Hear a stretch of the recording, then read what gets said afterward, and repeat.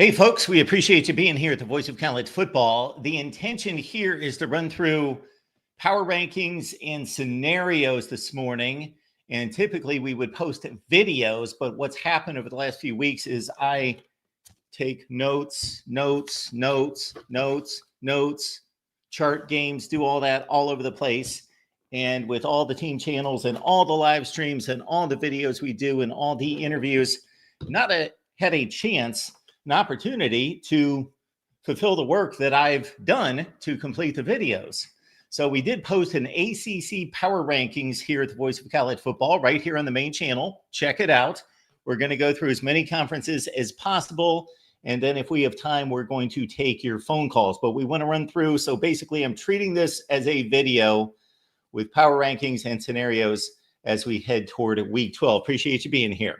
Big Ten power rankings, and I apologize, I do not have graphics. Typically, we have posted our Big Ten power rankings each Monday or Tuesday. Did not get to it this week. And again, the schedule is slammed all day on Thursday, today, and on Friday. Therefore, we don't have the time to produce the videos. Therefore, hey, we're live.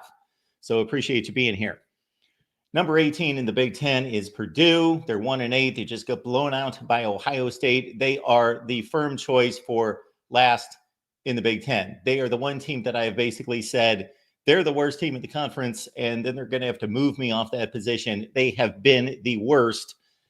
Played an overtime game against Illinois, played Northwestern close, had opportunities there, but they've been outscored in the FBS games 340 to 113. 236 to 85 in the Big Ten. Purdue is number 18, dead last in the Big Ten. All right, at number 17, we've got Maryland, and the Terps have been awful at 4-5, won 3 insignificant non-conference games. The most impressive, Virginia, decent, okay team, but otherwise 1-5, coming off a 39 to 18, 21-point loss at Oregon, in which they actually played one of their better games this season. They were in it at 14 to 10 late in the second quarter. I saw Mike Loxley's news conference the other day, and he just kept repeating himself, basically asked all sorts of questions about the ineffectiveness of the team and all the various warts and how they're going to be solved. And he did a nice job of explaining their various issues and that they would just need to get them fixed. So we got the Terps at 1-5. They're number 17 in the Big Ten. All right, power rankings include Northwestern at number 16. They host, in a sense, Ohio State this weekend at Wrigley Field. Check out the Ohio State Buckeyes live stream that we do each and every Wednesday at 11 a.m. Eastern Time. Again, Northwestern at 4-5, 2-4. Of course, coming off that remarkable performance by David Braun as the coach of the year, 8-5 bowl game win against Utah. Not nearly as good this year. Jack Lausch is a freshman quarterback, though, and he's improving, dual threat guy. So Northwestern, 2 wins in the Big Ten. They defeated Maryland by 27. They beat Purdue as well. All right, when we go to 15 all the way up to number 5, 15 all the way up to number 5 in the Big Ten, throw a blanket over them. Yes, I do believe Iowa is decidedly better than Rutgers. But in regards to whom I would have confidence winning any of these games, anybody at any time in any such manner. So number 15 in the Big Ten is a team that finally showed a pulse this past weekend, and that was Rutgers.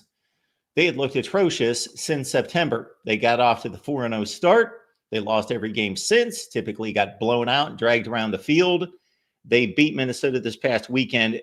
Their rushing defense was remarkable against Darius Taylor and a fine Minnesota rushing attack. They had no Kyle Monangai in this game. They went with Antoine Raymond, 22 carries, 73 yards against Minnesota. At number 15 in the Big Ten, Greg Schiano's Rutgers Scarlet Knights, 5-4. Again, 2-4 in the Big Ten. Number 14, Nebraska. Head-to-head win against Rutgers at home, won by a touchdown, controlled the game, led 14-0. So we give the nod to Nebraska over Rutgers, but the Huskers are playing just about as dismal a football as Rutgers, and they don't have the quality win recently to show for it, but we're going to honor Nebraska, the head-to-head win. Dylan Raiolas had back issues. He is supposed to be available this Saturday at USC. Interesting game, power brand, blue blood game in which both teams are not good football teams. USC is shown to be a good football team on occasion. LSU game, Penn State game. Nebraska has never shown to be a good team this year at all. You could go back to the Colorado game, and the Buffs have improved remarkably. So that's a nice win. Yes, I'll granted there, but it took Colorado a while to show anything. So I got Nebraska at 14. Their run game has not shown up. 3 yards per carry in their last game against UCLA, a loss at home. Number 13, Michigan State. Love the combination of Jonathan Smith on the sidelines, building the program. Better days ahead for Sparty. And, of course, Hayden Childs, the quarterback. Consider his youth. He just turned 19 at Michigan State with a nice win in conference play against Iowa, of course, a few weeks back. They had the dubious distinction of having to play Oregon and Ohio State back-to-back weeks, got drubbed, finally got their footing against some other teams, and again, a win against Iowa. Michigan State at number 13. Again, if you're just joining us, we're treating this like a video. Then we'll take your calls if we've got the time as we run down a number of topics that I would like to produce videos on. Do not have any time today. I am booked until like 9 o'clock tonight. Same thing on Friday.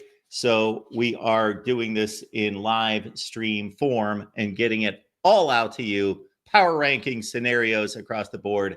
Check out the ACC power rankings. Nobody's watched them as of yet.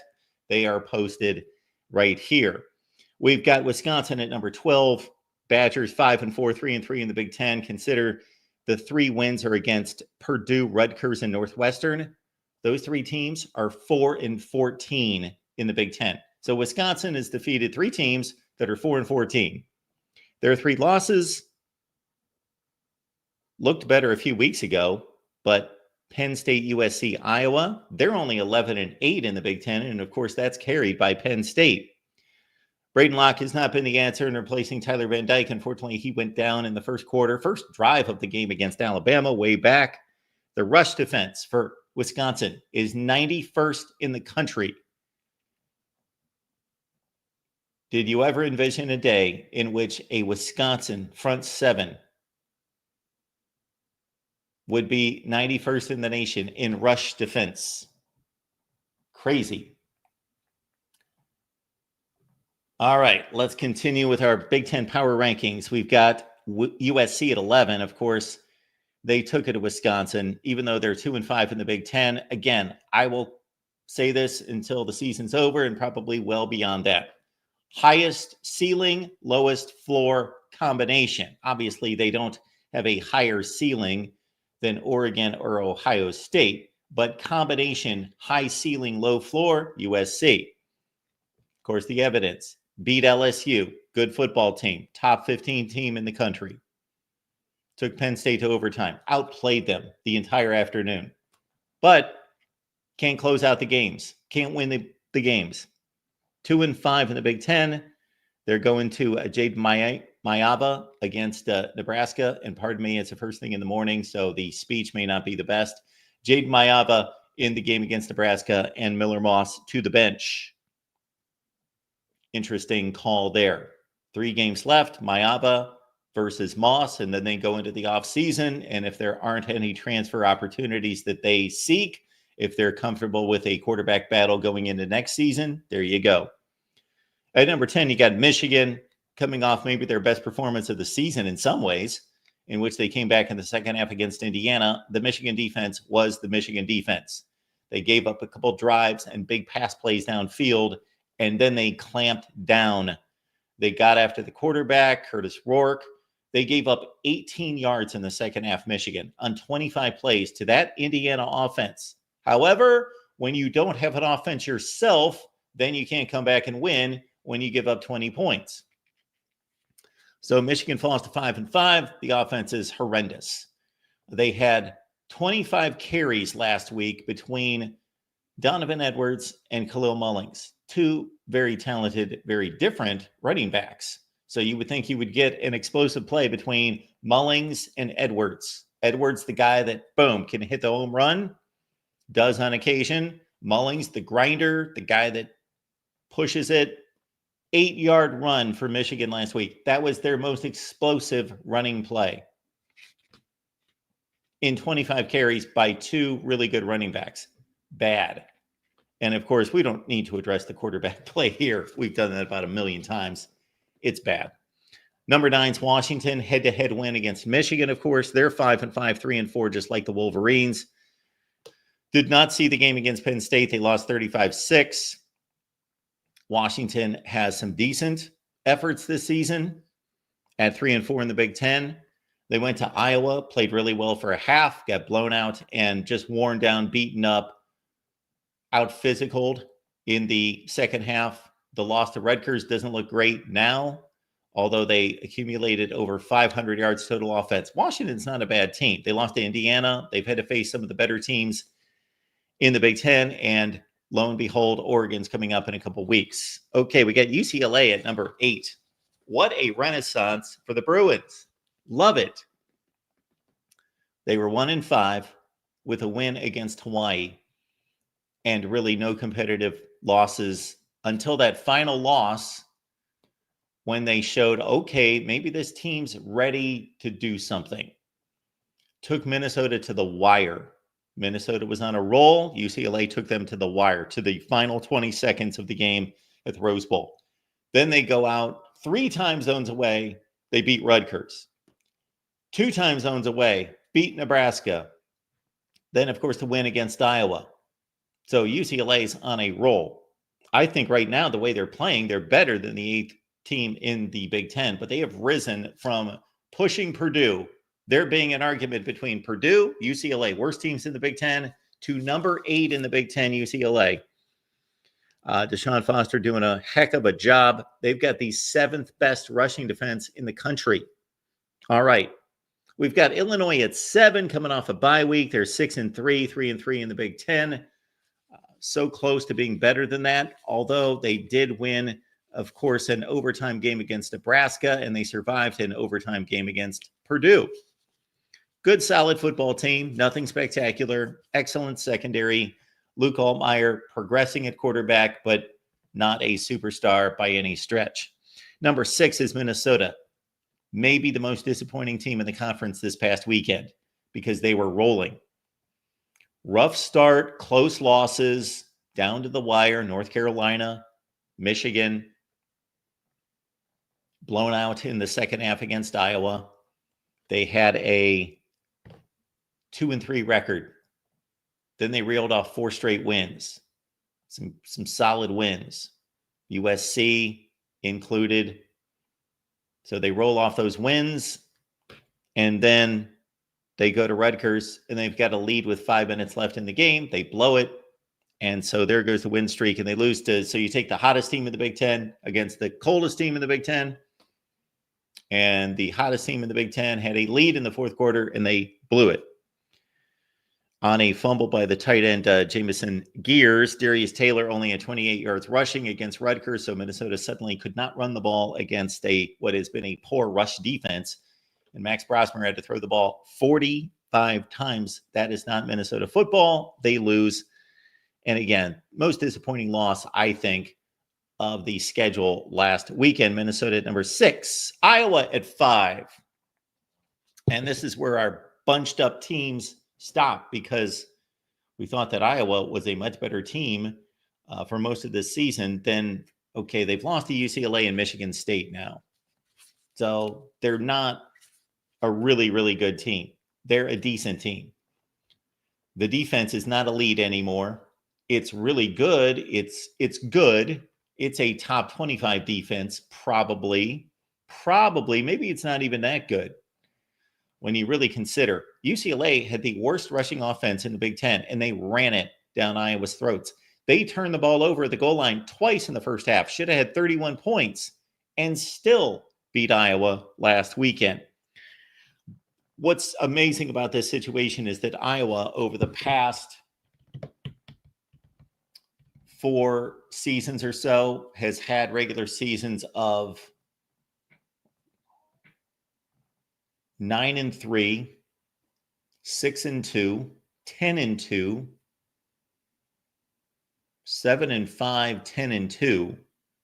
This team 6-4, probably going to finish 8-4. Their offense is dramatically better than they've been, and they're going to finish with a worse record than these teams that won the Big Ten Western Division. And they're irrelevant in the conference race. As in the past, if you took this exact season and placed it back in the Big Ten Western Division days, they would still be in it. We'd still be talking about Iowa possibly getting to a Big Ten championship game. But no, sir, they are in oblivion. Number 4 is Penn State, of course. The one loss to Ohio State. Impressive win against Washington last weekend. A lot of people take aim at their number 4 college football playoff ranking. And, of course, Penn State appears to be the same team that they've been for the last 7 years. They really do. They do not appear to be elite, but they appear to be very good. They appear as though they're going to go to a college football playoff game and lose by 10 points. And that's what they're going to do against fill in the blank. Tennessee, Ole Miss, somebody. That's what it appears right now. Andy Kotelnicki was brought in from Kansas as offensive coordinator, and the stats say that the offense is better. But the performances against Ohio State, Illinois, and the like would say that it's not. Number 4 in the Big Ten, this is an easy selection, of course, Penn State. Number 3, we go Ohio State. We're going to honor the Indiana perfect record. Ohio State, of course, trounced Purdue. They've got one blemish on their record, and I'm not talking about the Oregon game. You lose by 1 point to the number 1 team in the country, even though that's the Ohio State standard to win that game, of course, not lose the game. A loss is a loss. It was not a successful game, but in ranking performance, that's the best loss in the country. And of course, Ohio State's been dominant otherwise, except for the Nebraska game. But the way the offensive line has performed since the Nebraska game gives great hope to Ohio State possibly running the table. Of course, they've got the Indiana game coming up in 2 weeks. That brings us to IU. Played their first shaky game. First shaky performance out of Indiana this past weekend. They are 10-0. And based on all of our models, analytics, reviews of the college football playoff era, all you have to do is run the rankings each season, and you would see that a 10-2 team was a lock for the playoffs. A lock. This is just the strangest season in that way. And one of the things that partially has created it would be the lack of divisions. That has created much of it. But it's basically the SEC beating up on each other that has created this difficult situation for Indiana at 10-0, in which they may miss the playoffs at 11-1. But they played well. Again, the Michigan performance, strong in some senses. Couple touchdown drives early. The defense played well, but they were playing the Michigan offense. Really not a tremendous effort this past weekend. But Indiana's number 2 in the country, of course, 10-0. Every other performance, spot on, dominated, controlled the game. Oregon's number 1, of course, beat Maryland by 21. Another decisive win. Oregon's been on a roll. They have not underachieved since week 2. And that near loss, high wire act against Boise State, looks more and more impressive by the week. All right, those are our Big Ten power rankings. Once again, Oregon's 1, Indiana 2, Ohio State 3, Penn State 4. Iowa's at 5, Minnesota 6, then Illinois, UCLA, Washington, Michigan at 10, USC 11, Wisconsin 12, Michigan State 13, Nebraska 14, Rutgers 15. Then we've got Northwestern, Maryland, and of course, Purdue has a lock on 18. All right, SEC power rankings. Then we're going to get into some scenarios. Again, we posted our ACC power rankings. Check them out. And if we get through all of this and we still have time, we will take your calls. In the SEC, I've got Mississippi State at number 16. This is a deadlock.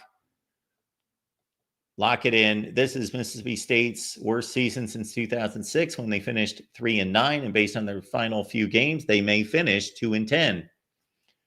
They have not finished winless in the SEC since 2002.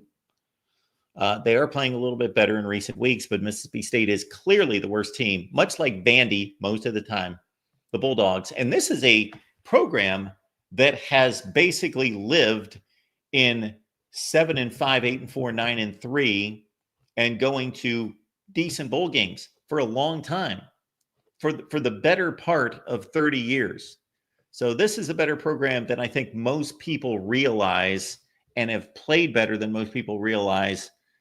But Jeff Lebby off to a rough start in his first year at Mississippi State. They're dead last. Kentucky. Think about this. Kentucky beat Ole Miss.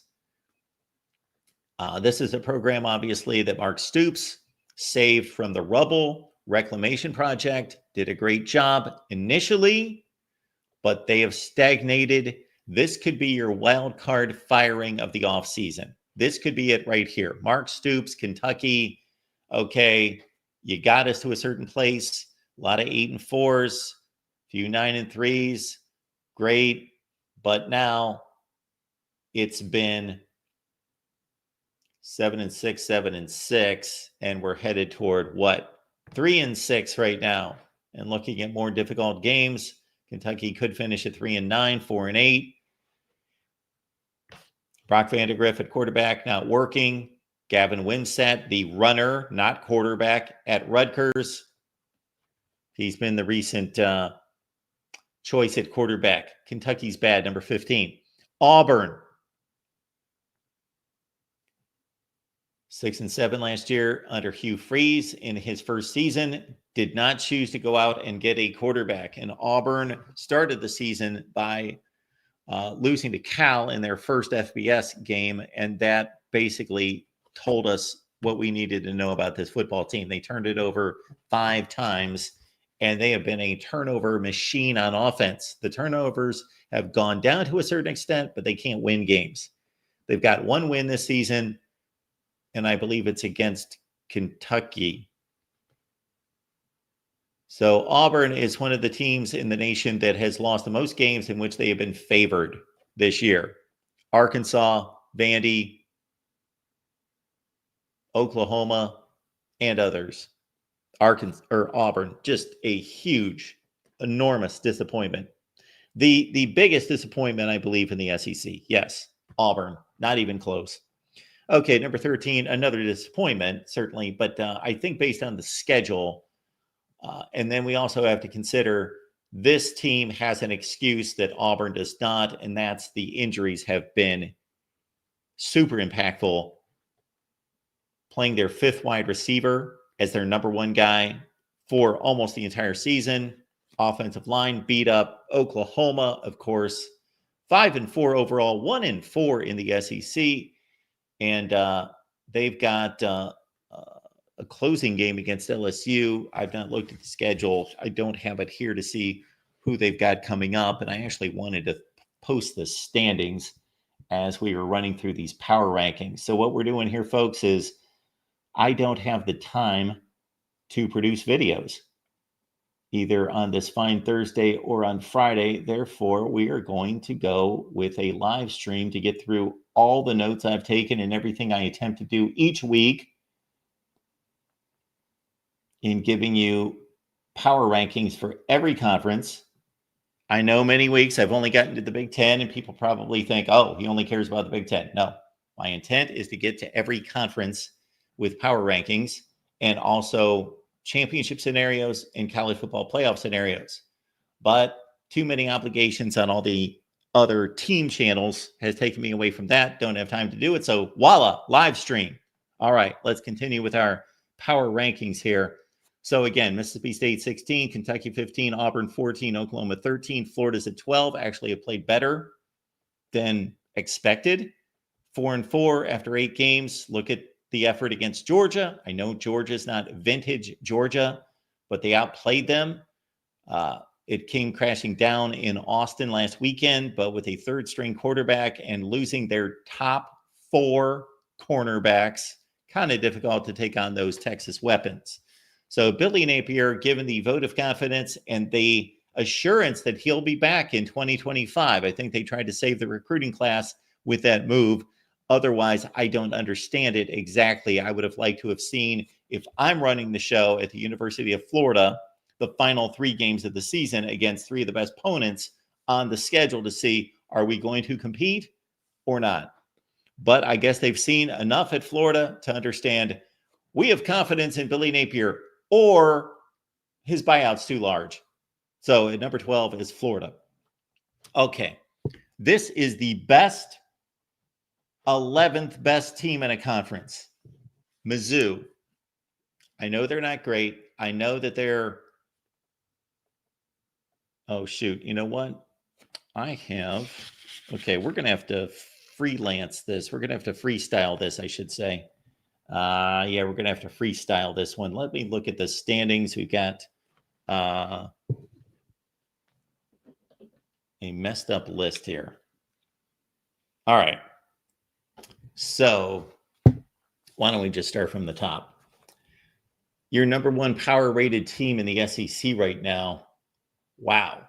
That is a heck of a run there. We've outlined this. We talked about it a number of times, the scenarios in the SEC. This is the fun part of the season for me, in addition to watching the games, is figuring out who's going to win conference championships, what the scenarios are, and this college football playoff. You understand that there is a strong possibility that we will have 8 teams tied for the SEC lead, not the championship, of course, because there's going to be a game played, but 8 teams tied for first place in the SEC to be decided upon to go to the SEC championship game. It's crazy.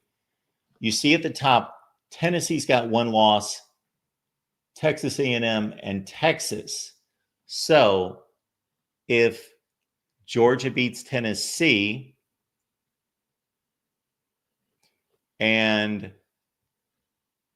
Texas A&M beats Texas and Texas A&M loses another game and everybody else holds serve, and believe it or not, nobody else plays each other. Nobody else on that list plays each other between Georgia, Ole Miss, Alabama, Mizzou, LSU. None of them play each other. None. The only games between those teams at the top for the rest of the season. We got 3 weeks left in the season, although the SEC really has 2 weeks left and everybody else plays a scrimmage on that other weekend. You would think between Tennessee, Texas A&M, Texas, Georgia, Ole Miss, Alabama, Mizzou, and LSU that there would be multiple games against each other in the final 3 weekends. Nope. 2 games. Tennessee at Georgia, Texas at Texas A&M. That's it. LSU, way down there with 3 losses overall, can most very likely go to the SEC championship game. So to try to sort through all that, your key games are Tennessee at Georgia this weekend, Texas A&M, and again, keeping your eye out for an LSU 3-game run, and then they would need Arkansas to defeat either Missouri or Texas to get to the SEC championship game. Now, who do I think are the best teams right now in the SEC? Let's do the power rankings from top to bottom.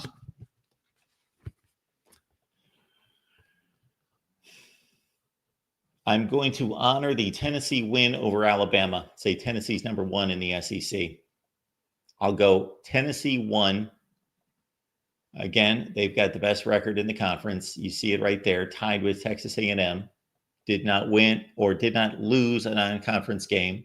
The loss at Arkansas, not horrendous, not great. Arkansas is decent on occasion. So Tennessee at number 1 in the power rankings. Give them the nod over Bama at 2. I know they lost to Vandy, but they are playing good football now. The South Carolina win looks more and more impressive. They beat LSU, of course. They beat Georgia, which may be the best win in the conference. whether that's Bama over Georgia or that's Georgia over Texas. That's the best win in the conference.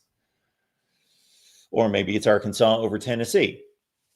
But by a contending team, it's either the Texas win over, the Georgia win over Texas or the Bama win over Georgia. And again, they also beat LSU. So we go Tennessee 1, Bama 2, Texas 3.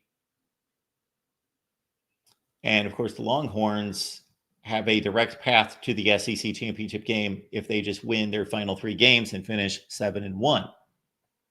That will knock out Texas A&M. So Tennessee and Texas/Texas A&M control their own destinies because they are the teams with 1 loss and they have the one head-to-head.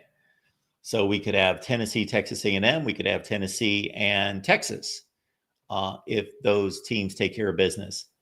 All right, so that's number 3. Number 4, I would go with, so we've got Tennessee 1, Bama 2, Texas 3, Ole Miss 4, and coming on strong, of course, with that beatdown of Georgia. That was mighty impressive. Considering game control and dominance and losing their starting quarterback, Jackson Dart, for a key drive. So think about this. Ole Miss comes out against Georgia, a team that beat them by 5 touchdowns last year, and a team that has won 52 consecutive games against everybody not named Alabama. They come out, they cough up the ball on a sack and a pick in the first 2 plays of the game. Georgia scores immediately to go up 7-0, and their starting quarterback, Jackson Dart, is on the sideline hurt with a bad ankle. They bring in Austin Simmons. You don't know who he is. I didn't know who he was. He had thrown 24 passes. He's a redshirt freshman. He comes in, leads a touchdown drive, stabilizes the situation. Ole Miss dominates Georgia. That's the most impressive win of this SEC season. So we got Ole Miss at number 4. Then go Texas A&M 5. Of course, we've got to honor the record. Their one loss was to South Carolina. Got blown out. Really good game in the first half. Then got blown out 24-0. But Texas A&M, of course, playing well. So that says a lot about the SEC. Maybe the elites aren't quite the elite at the top, but Texas A&M's number 5. Iowa's number 5 in the Big Ten. So A&M at number 5. Then we're going to go LSU at 6. Of course, Texas A&M beat LSU in a really good game in which LSU dominated the first half, but LSU too many turnovers, and it's been a bigger drop from Jaden Daniels to Garrett Nussmeier than most of us thought. So LSU at 6.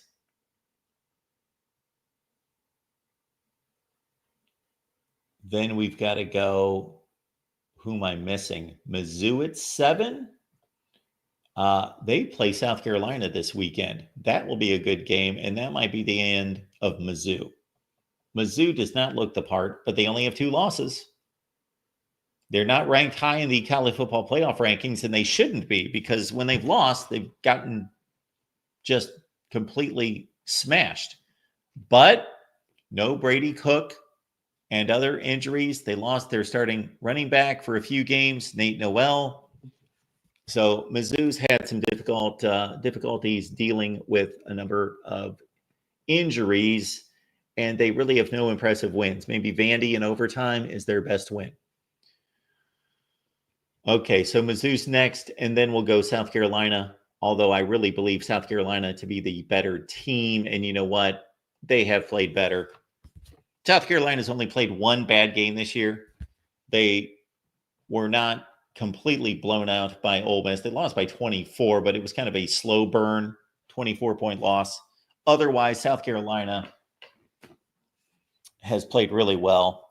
Stayed close with Bama, 2-point loss, should have won that game, turned it over late, missed field goal against LSU, or else they go to overtime. They lose by a field goal after blowing a 17-0 lead. They beat Kentucky by 1,000,000 points or 25. And yeah, South Carolina, the Texas A&M win Yeah, South Carolina, then Mizzou. And I'm losing track of the numbers because there's just too many. And then we'll go with the rest of the conference in that order after Missouri, Arkansas, Florida, Oklahoma, Auburn, Kentucky, Mississippi State. Those are your SEC power rankings. All right, if you're just joining us here at the Voice of College Football, we're treating this like a video, but we will take your calls if we have time after we're done. But I put together these power rankings and conference scenarios every week, and then I don't always have time to get to all of them. So we're doing this in video form. Take way too many notes not to produce the videos. All right, let's go back to the Big Ten. All right, no, that these notes are a week old. Let's see if I can adjust these on the fly. Probably not. What the heck? Let's go for it. Let's go through some Big Ten championship scenarios. So I've got my notes from last weekend, and we'll go through the tiebreakers, which are basically, off the top of my head, without pulling them off the internet and going through the Big Ten website, is basically number one, of course, head-to-head. Number two, common opponents in conference. The record by the tied teams against common opponents within the conference. Tiebreaker number three is the highest seeded win. Tiebreaker number four in the Big Ten is opponents' win percentage. So here's the deal. If Oregon and Indiana win out, there's your Big Ten championship game. They're both 9-0. They go to the Big Ten championship game, and that would be a 1 versus 2 game in all of college football. How about that? Oregon, Indiana. All right. If Oregon and Ohio State win out, they will play in the Big Ten championship game because the Buckeyes would have defeated Indiana and Penn State. Therefore, they'd have the tiebreaker against both. Okay. If Ohio State beats Indiana but loses to Michigan, then that knocks out the Buckeyes, and that leaves a tie with Penn State and Indiana at 8-1. Okay, so this is how it plays out. Your number two tiebreaker after head-to-head is common conference opponents. So you take all the common opponents between the tied teams, and you look at their records of the teams that are tied against those common opponents. So the common opponents between Penn State and Indiana are UCLA, Ohio State, Washington, Purdue, and Maryland.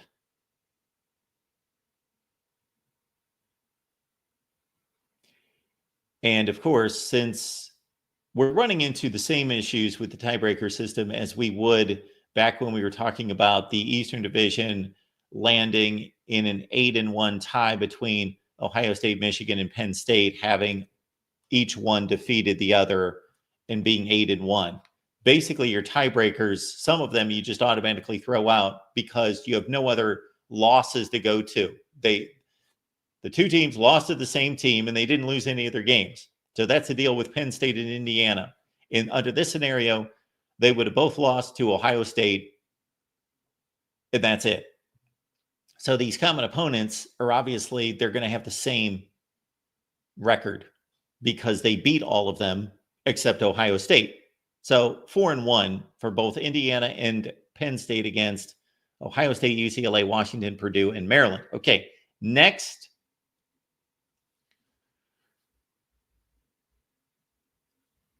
Tiebreaker between Indiana and Penn State would be the highest seeded win.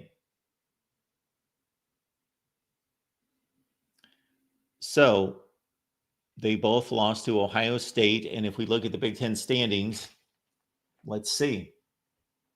we go to the Big Ten standings. As it stands right now, Penn State's got a game coming up against Minnesota, and that may turn out to be the best win between Indiana and Penn State. Penn State also beat Illinois.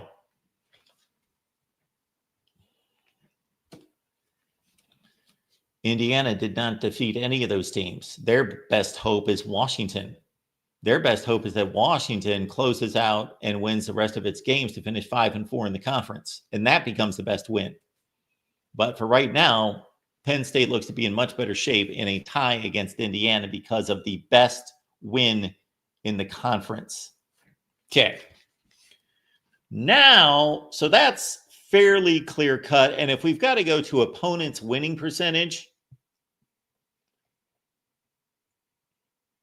I can't give you the records there. I have them totaled through last weekend, going into last weekend. At that point, Penn State by far had the best record.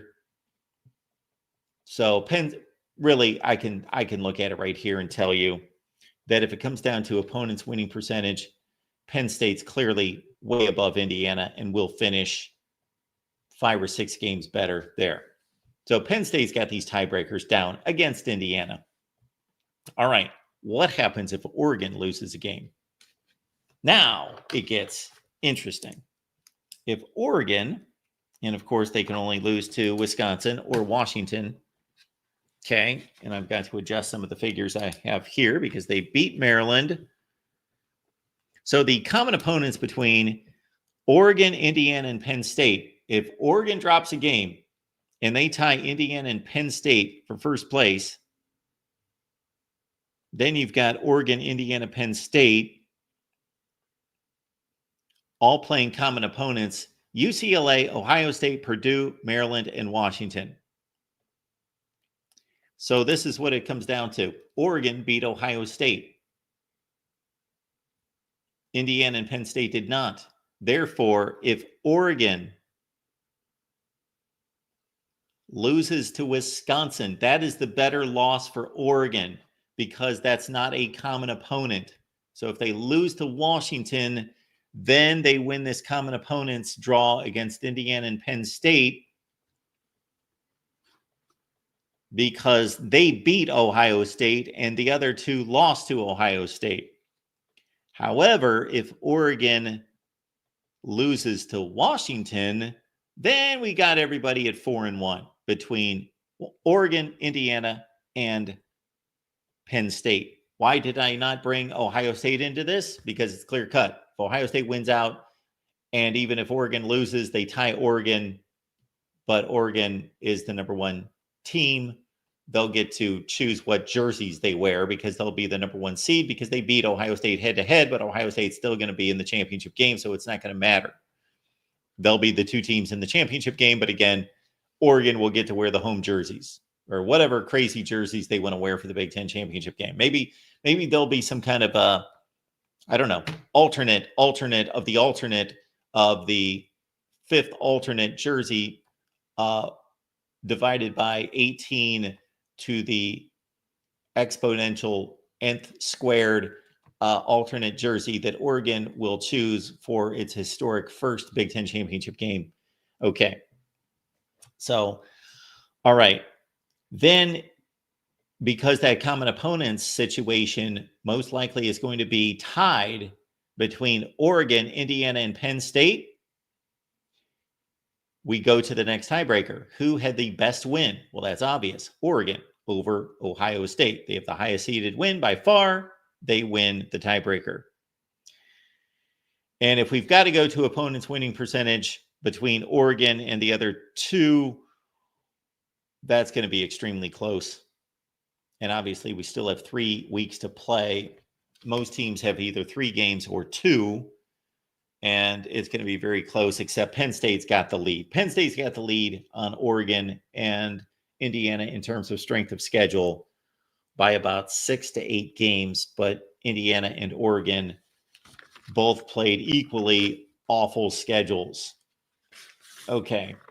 So there's your Big Ten scenarios. If you're just joining us here at the Voice of College Football, we are treating this like a video because I take all these notes every week. And my goal each week is to do conference power rankings, conference championship scenarios, and CFP scenarios and breakdowns. So we posted the ACC power rankings, and my schedule is booked today and also on Friday. Therefore, we're not going to get to post these videos. So we just thought we'd do a live stream. So here we are.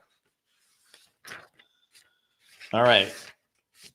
So check out the beginning of the video where we go through our SEC power rankings, our Big Ten power rankings, and now we just knocked out our Big Ten championship scenarios. All right, on to our ACC scenarios. Hopefully I've updated this. Yes, I have. ACC scenarios.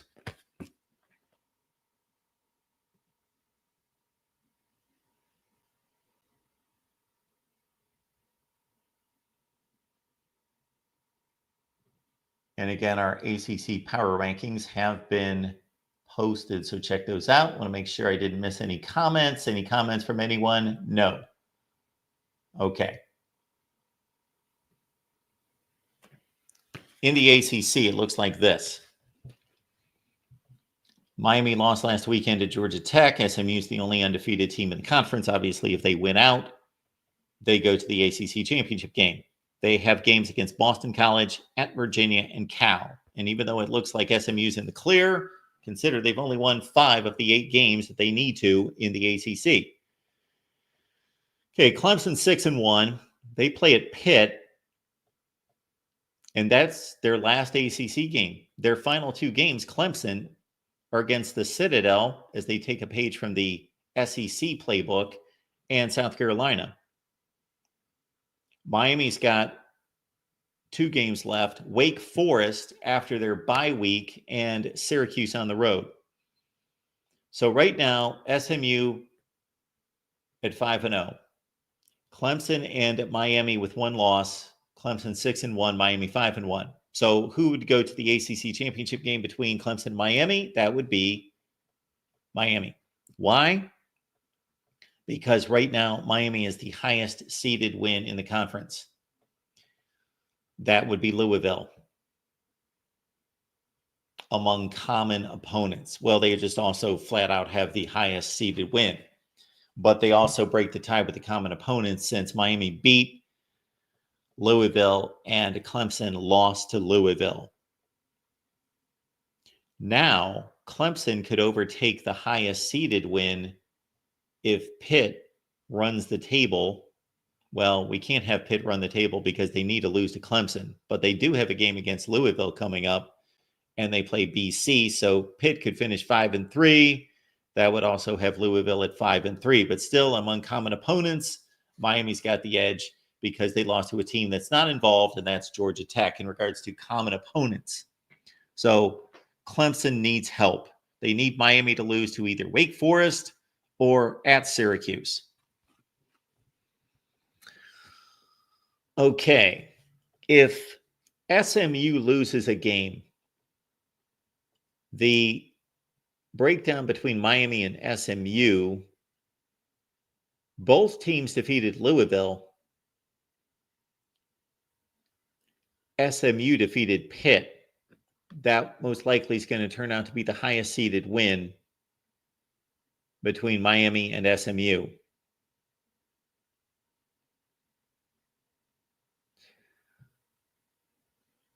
Common opponents between SMU, Clemson, and Miami are Louisville and Florida State. And again, Clemson is the loser in that scenario because they lost to Louisville. Common opponents between SMU and Miami are Louisville, Duke, Cal, and Florida State. And that's a tie because Miami and SMU beat all of those teams. Common opponents between Clemson and Miami. Again, the Louisville game knocks out Clemson. That is going to be the death knell for Clemson, is losing to Louisville. SMU and Clemson, the 2 teams, SMU and Clemson, the opponents, common opponents between those 2, SMU and Clemson, Louisville, Pitt, Virginia, Stanford, and Florida State.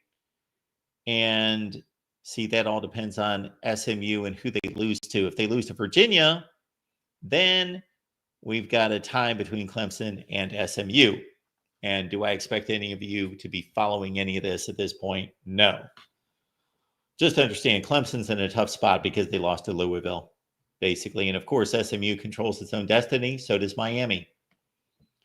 Once one of them loses, then it becomes tie-breaking hysteria. SMU's in the ACC championship game. If they win, out. Miami is if they win, out. If either of them lose a game, then again, we are going into the tiebreaker mess. When we look at opponents' winning percentage, it's inconsequential at this point. Opponents' winning percentage within the ACC, listen to this. Miami, their opponents are 21-28.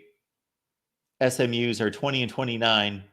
And Clemson's are 19-29. It's a virtual tie in terms of winning percentage, which gives me some hope for this scheduling because it at least shows that they are playing equally poor schedules in the conference.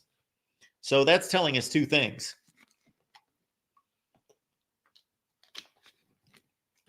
That's telling us, number one, fortunately, and I think the ACC lucked out in a sense here, fortunately, you can't say, whoa, somebody played just this horrendous schedule and somebody else played this first-rate difficult schedule, and it's not fair. No, they all played pretty much similarly awful schedules.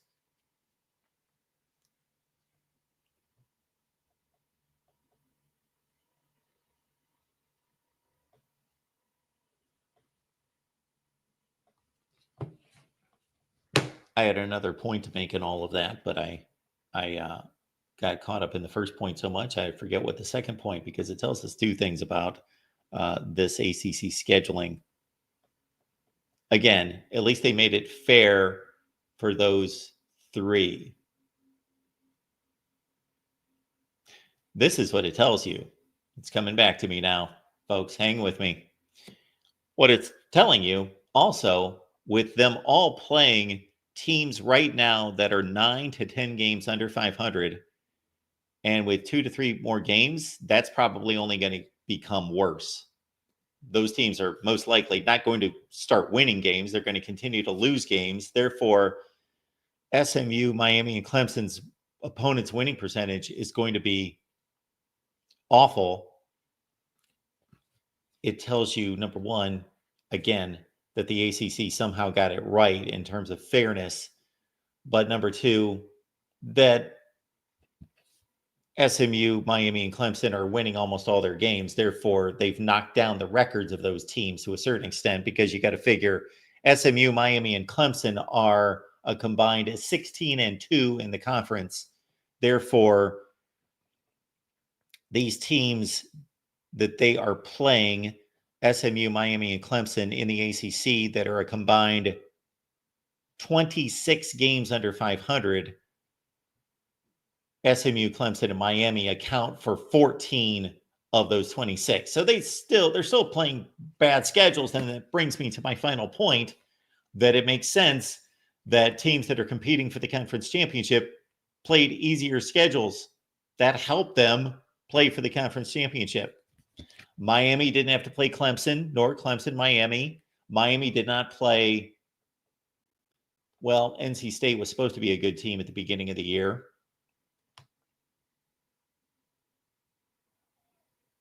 Miami didn't play SMU, nor did SMU play Miami, etc. So many of the top teams in these scenarios are not playing each other. Voila, they didn't knock each other out. That's what's happening with these expanded conferences.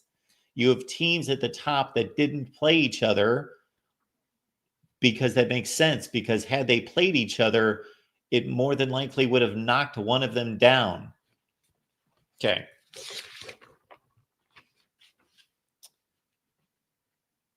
We went through the Big Ten scenarios, and lo and behold, I did not need to go through all of that I went through a minute ago with my notes from last week and just trying to update them in my head as I read, because I've got the updated ones right there. But we just did the Big Ten. So, folks, if you're just joining us, we knocked out ACC scenarios, SEC scenarios, Big Ten scenarios, and we went through our Big Ten and SEC power rankings. Do we want to rank the Big 12? Heck, why not?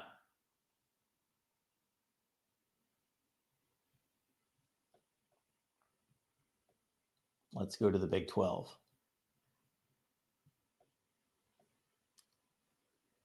In terms of power rankings, size this down slightly. Off the top of my head, BYU's number 1, of course. Colorado's 2, of course. Then I'm going to go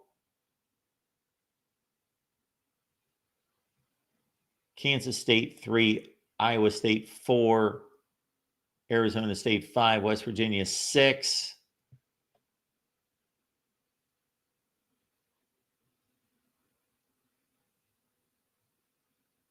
Baylor 7, Cincinnati 8, Texas Tech 9, TCU 10, Houston 11, UCF 12, Kansas 13. Maybe Utah 13, considering what happened last Saturday night and some of Utah's losses. Utah 13, Kansas 14, Arizona 15, and Oklahoma State at 16. Just imagine, Oklahoma State and Utah are 1 and 12. Oklahoma State, who went to the Big 12 championship game last year, who brought back a 7th year, or was it 17th year, starting quarterback in Alan Bowman, brought back the nation's leading rusher, a top 5 offensive line, what was expected to be a top 5 offensive line, and 20 of 22 starters. This is just a collapse. Mike Gundy is lucky that Florida State's as bad as they are, that collapse has been as historic as it is, because what's happened at Oklahoma State is just, that would be in any other season the biggest collapse of the season. We would be talking about Oklahoma State being the biggest collapse in college football. They're 0-7 in the conference with everybody coming back from a Big 12 championship game appearance. And Utah, of course, that's just colossal as well. All right, in terms of scenarios, wow, I did not prepare for this one. Obviously, if BYU and Colorado win out, they're in the Big 12 championship game. And BYU's got some cushion there. Of course, they can lose one game and still go to the conference championship game. So there are a few different scenarios that land with BYU and Colorado. We would really need to dive into schedules to figure out. Let's look at BYU and Colorado's schedules.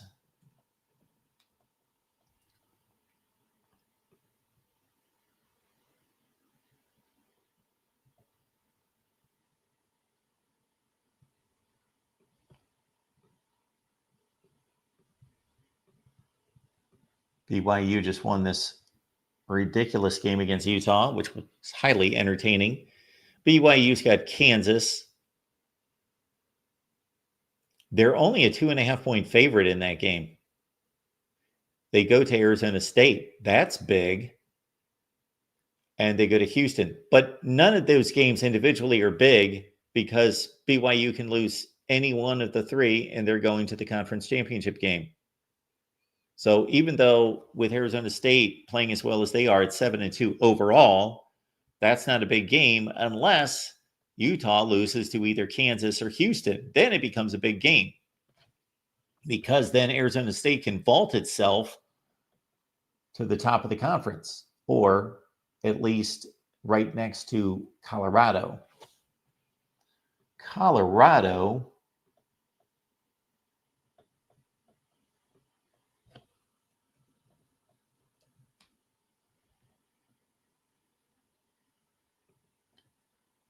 has one loss and control its own destiny. And Colorado plays Utah, at Kansas, and Oklahoma State. So they play three of the worst teams in the conference. Actually, by record, they play the three worst teams in the conference. Those three teams right now in conference are 3-16. Colorado has a clear path, and they play two of those games at home.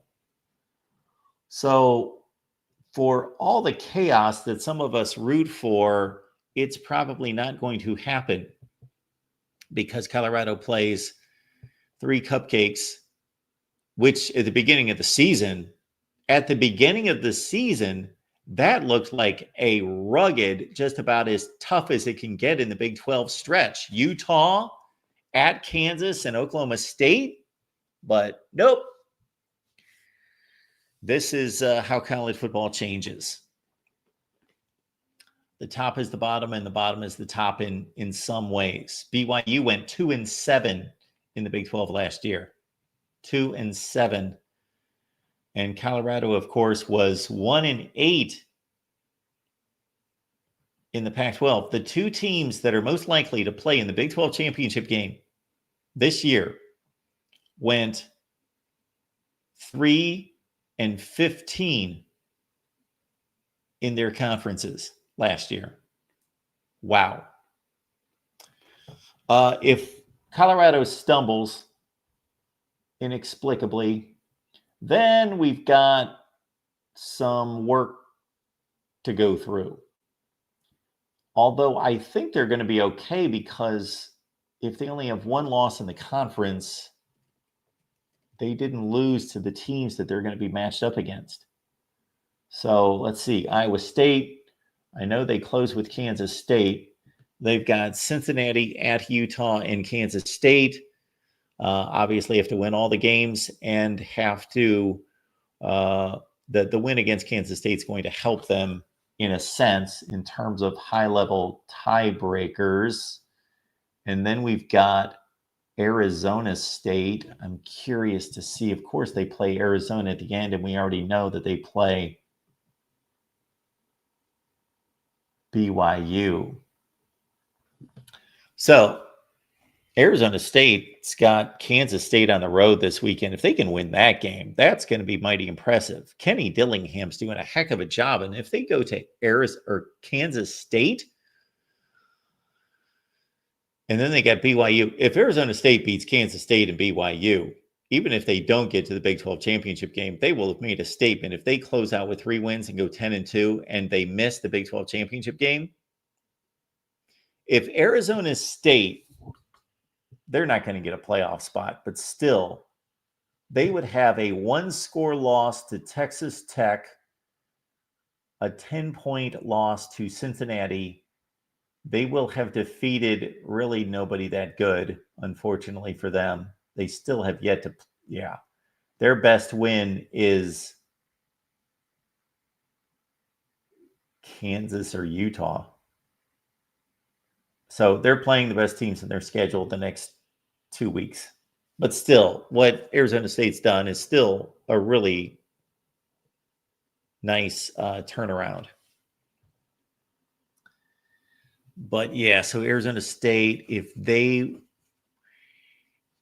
win their final 3 and BYU loses to somebody else, they would win the head-to-head against BYU and get to the Big 12 championship game against Colorado.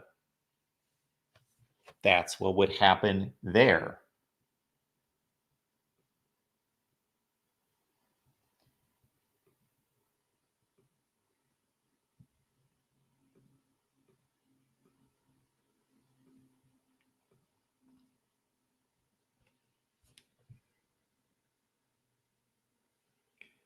We also have Kansas State involved, but Kansas State lost to BYU. So even if Kansas State runs the table, BYU loses twice. They lose the tiebreaker against BYU if it's a 2-way tie. I don't think West Virginia played. Let's see who they played. I guess we can pull it up right here, actually. West Virginia. They lose the tiebreaker against Iowa State and Kansas State. They don't have a game against BYU or against Colorado. So that would go into some kind of crazy common opponents deal. Because West Virginia did not play BYU or Colorado.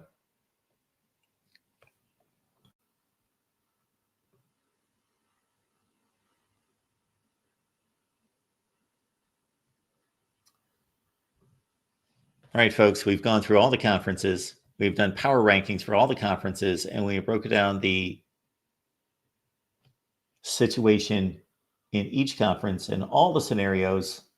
And we have time for a call or two if you care to join.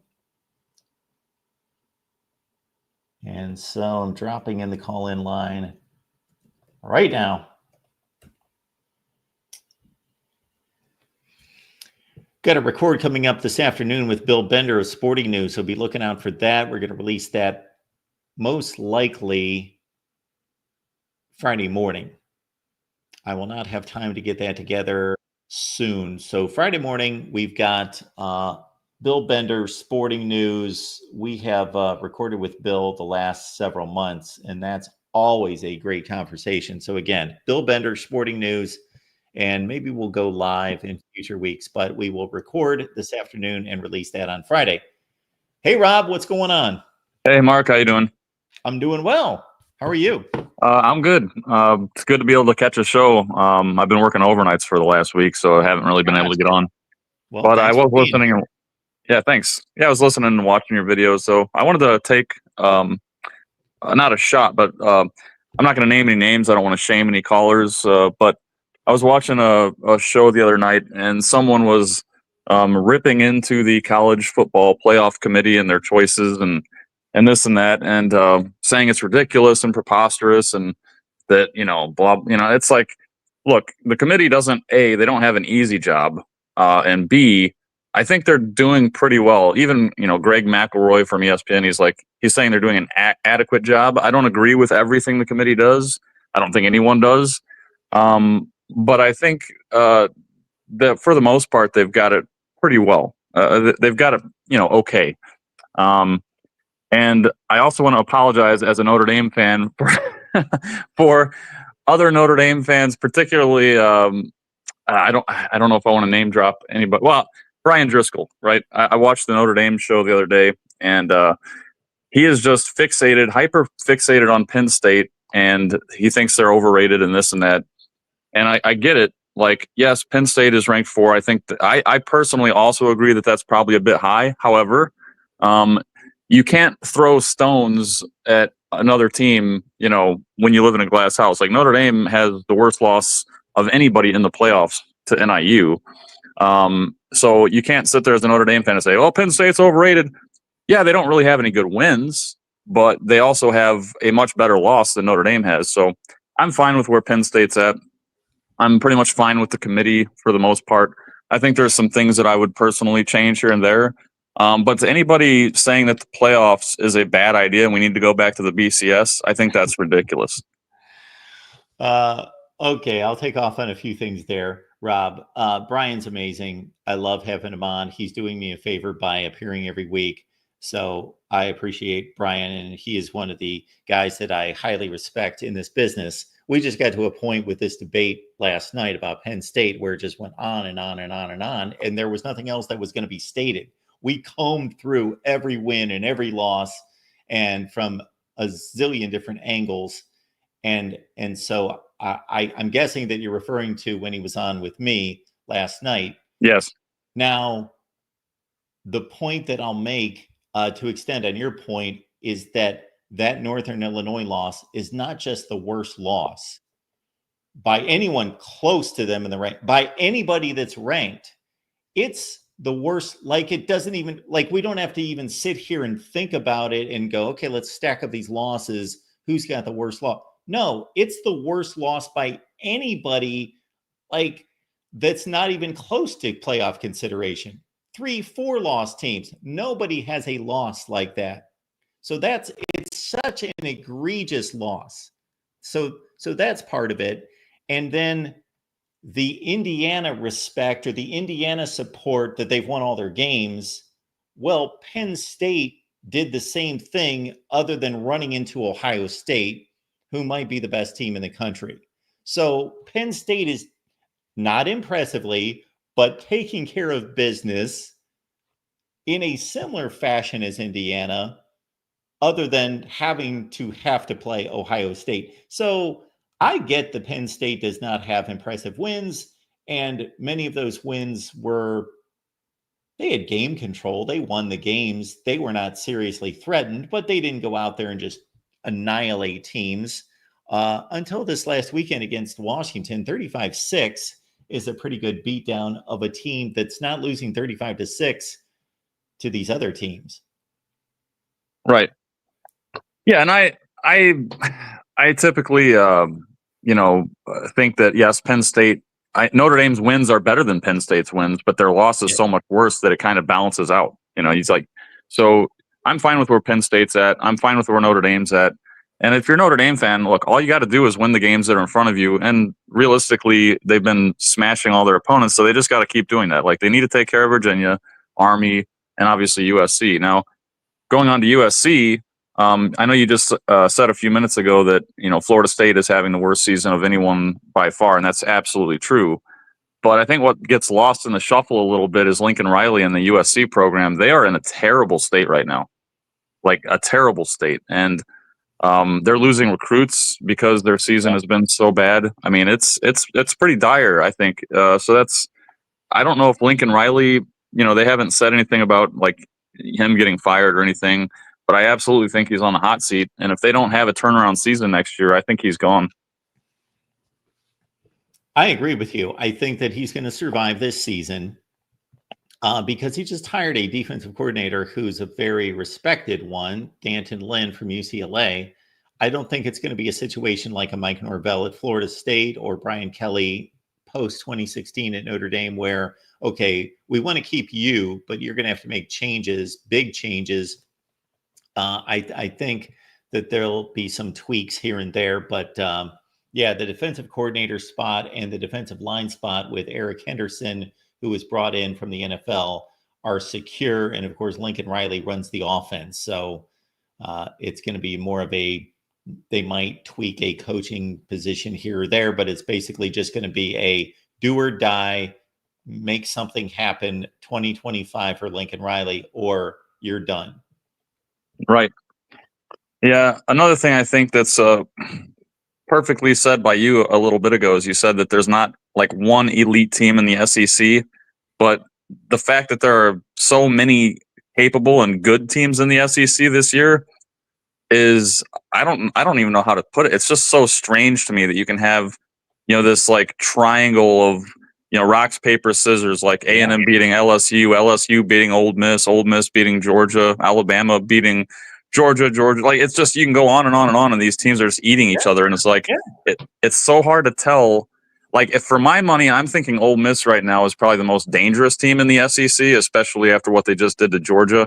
But who knows? I mean, A&M could go turn around and lose to Arkansas. It's like you just don't know how to gauge these teams, except for the fact that I do believe they are pretty good teams that would give anybody trouble. Exactly. So my point to anyone who bashes the SEC and says it's overrated and it's just a self-fulfilling prophecy that they all get ranked, therefore they all win and lose games against each other, and so they have all these ranked wins and they have all these understandable good losses and so forth. Okay, I get that. There is some of that baked in. However, first step outside the conference and see which conference performed the best against the other conferences. It's not a blowout. It's not like the SEC was flawless, but they have substantially a better performance against the other conferences. So that's number one. Number two, we've been watching this for 15 or 20 years. It's not like all of a sudden, oh, the Big 12, wow, they're getting all these teams ranked and they're beating each other. Are they really good or are they not good? What do we have? No, we've had the best NFL draft performance and the highest recruiting rankings and the most national championships and the best record out of conference and the best record in postseason play out of this conference over the other ones by far for years and years and years. So why would something just suddenly change? So we know that these teams are good. Are they, again, elite good? No, they may not have one of the two best teams in the nation spots filled. Those might go to the Big Ten. But after that, yeah, they flood the top 15 in the country. I don't have any doubt about that. Right. And I'm gonna get off here in a minute because I know you got callers and I don't want to monopolize the time. I just wanted to say one more thing. I was listening the other night while I was at work on my lunch break, and you had a very funny, and to me, hilarious conversation with Chris about the BCS and the playoffs and the money that's being made. And I don't know how you have the patience to deal with that kind of stuff, Mark. You're a saint. It's hilarious to me. I appreciate that, Rod.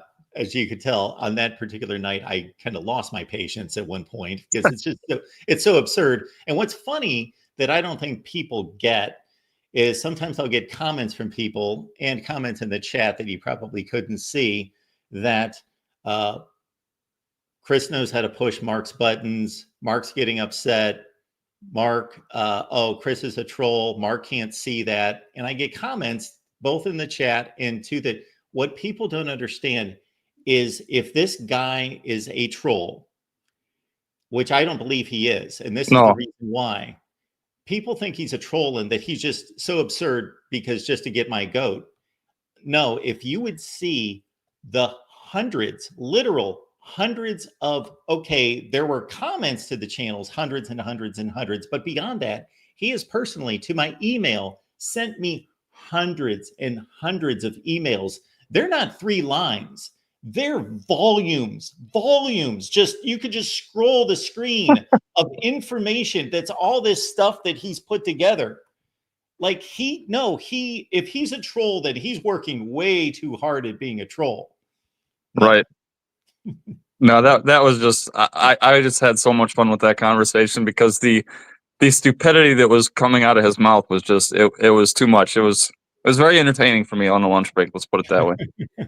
But, all right, Mark, I'm going to let you go. It's always great talking to you. Yeah, look forward to the next time. Thanks for the call, Rob. Yep. Always enjoy Rob calling in. Rob is a Notre Dame fan who is extremely reasonable about the Irish. They're a good football team. They're a really good football team. And from opening night, when they took it to Texas A&M in the trenches in the fourth quarter, I thought, yep, this is the team I thought they were going to be. I picked Notre Dame to go. Have to look it up. I must have picked them 10-2 because I don't believe I picked them in the playoffs. I'm not even sure about that. I may have picked them in the playoffs. May have picked them 10-2 on the outside or 11-1 in. I don't remember. I can go back. Of course, everything's on record. It's all here. I can't lie to you people and say, oh, I picked that right or I picked this right. Nope. It's all out there. Everything that I say. That's the only thing that I want people to get straight when they criticize me is just at least get it in terms of what I stated. Many times I get criticisms of things I never said. And I'm like, I never said that. So at least criticize me for what I said. All right, folks, we do appreciate you being here at the Voice of College Football. I believe we will shut it down because, again, the reason we did this today is because every week, I'd like to deliver power rankings for every conference, championship scenarios for every conference, and college football playoff scenarios. And we went through all of that in live streams on the College Football Playoff Show. And then we posted our ACC power rankings. And there is no way that I have time. I've got an appointment at 10 a.m. that I have time the rest of the day. Today, I have no time. I've got all appointments today and tomorrow. So we wanted to make sure that we delivered power rankings for all the conferences, and we went through the scenarios as best we could on all the Power 5 conferences. Thank you, Tookie. Appreciate you being here. And keep in mind, folks, I I know this is my book, and of course I'm trying to sell it. Hey, I'll be transparent. Of course, I wrote a book. It took a ton of time and effort. So of course I'm trying to sell it. I'm not one of these people that, I don't care if anybody buys my, of course, I want people to buy my book, but I also think it's a good read, or I would not have written it. I wouldn't put garbage out there. It's well thought through. Again, it's Disputed National Champions of the 1990s. And some of you may be thinking, well, I don't want to read about something 30 years ago that I know that happened. However, hang with me. We go through every season in the 1990s. And we review that season in regards to, okay, what was the landscape of college football going into the season? Who was expected to be competing for a national championship? And then we look at the season. We play out the season. What were the key moments, the key plays, the key players, the key games and results, of course. Then we set up the postseason. And we list all the postseason games that were pivotal and impactful to the national championship race. And then we talk about what happened in the postseason. And then we look at the final vote and we deem it either credible, valid, or invalid. And we back it up, of course, and we attack the rankings if they, in fact, need to be attacked. And then we talk about who got left out, who got screwed. And then we also have a section where we go through the aftermath of the season. And did this launch a dynasty? Did this end a dynasty? What was the impact of that season on college football? We go through every year of the 1990s. And is that the end of it? No, no, no, no, no, no, no, no. All in this tiny little 100-page book. We go through each season from the aspect of, okay, we take the results in 1990, 91, 92, 93, etc., and we place them, we take them out of that season, and we dump them into the BCS era. Say, this is what it would have looked like. You take 1995, you put it into the BCS era, this is what it would have spit out. Then we take each season, we put it into the 4-team college football playoff era. That's a whole lot of fun. I'll just randomly grab a season here. 1992. 1992. That's when Alabama beat Miami in the Sugar Bowl to win the national championship. So the final AP poll was Alabama 1, Florida State 2, Miami 3, Notre Dame 4, Michigan 5. Okay, a 4-team playoff that year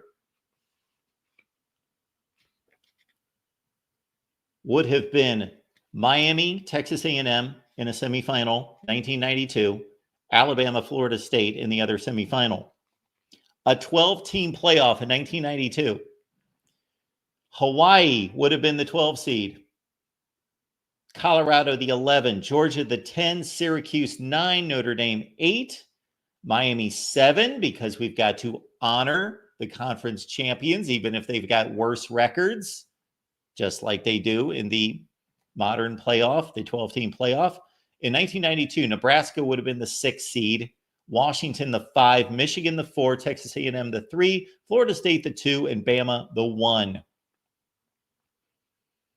So you would have had a first-round playoff games of Washington, Hawaii, Nebraska, Colorado, Miami, Georgia, and Notre Dame, Syracuse, just taking 1 year. So we take all of these seasons, we put them into the BCS, the 4-team playoff, the 12-team, and we're looking forward, because we don't want this to become outdated, the 14-team playoff proposal as well. So it's a fun book. Please give it a look. The Amazon link's in the description section down below. The Amazon link to this book is right there on the opening line of the description section. So check it out. It's $10, $9.99. So give it a look. I think you'll enjoy it. Please give me some feedback on it.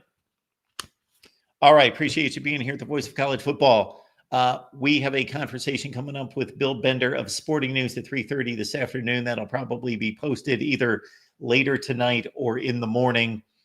And then we'll be back. I don't know about tonight for sure. We'll see about tonight. But we'll be back on Friday. And of course, the post game on Friday and on Saturday, right here at the Voice of College Football. Appreciate you being here.